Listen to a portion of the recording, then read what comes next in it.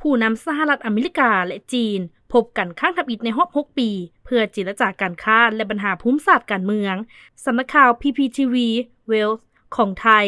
รายงานวันที่30 ตุลาคม 2025 ว่าประธานาธิบดีโดนัลด์ทรัมป์แห่งสหรัฐอเมริกาและประธานาธิบดีสีจิ้นผิงแห่งสาธารณรัฐประชาชนจีนได้พบปะเจรจาสองฝ่ายที่เมืองปูซานสาธารณรัฐเกาหลีนอกเหนือจากวาระของกองประชุมสุดยอดการร่วมมือทางเศรษฐกิจอาซีแปซิฟิกเอเปก 2025 ที่จัดขึ้นที่เมืองยองจูการพบปะกันครั้งนี้เป็นเหตุการณ์ที่สำคัญที่สุดในเวทีโลกเนื่องจากเป็นการประเสริญหน้ากันโดยตรงข้างทับอิฐในรอบ6 ปี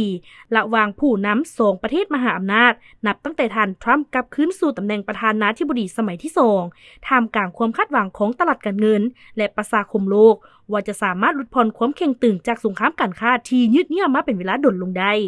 เจ้าหน้าที่2 ฝ่ายได้เปิดเผยว่าการเจรจาได้ปรึกษาหารือกันอย่างลึกซึ้งในหลายประเด็นยุทธศาสตร์และระยะยาวที่ส่งผลกระทบต่อความสัมพันธ์2 ฝ่ายและผลประโยชน์ร่วมกันในระดับโลกเป็นต้น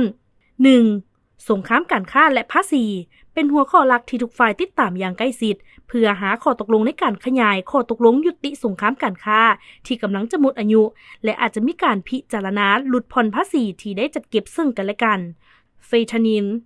ท่านทรัมป์เรียกร้องให้จีนเพิ่มการควบคุมสารตั้งต้นในการผลิตยาเฟนทานินหลายขึ้น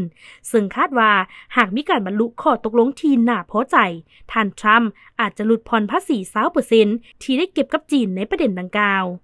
3. เทคโนโลยีและภูมิศาสตร์การเมืองการควบคุมการส่งออก10เซมิคอนดักเตอร์และเทคโนโลยีต่างๆปัญหาไต้หวันรวมทั้งสถานการณ์สงครามยูเครน 4. แร่หายาก Rare Earth Minerals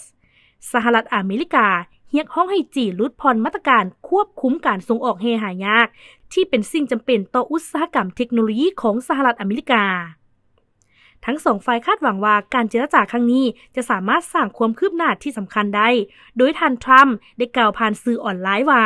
เขาคาดว่าการเจรจาจะเป็นไปอย่างดีและสามารถนำเงินจำนวนหลงหลายกลับคืนสู่สหรัฐได้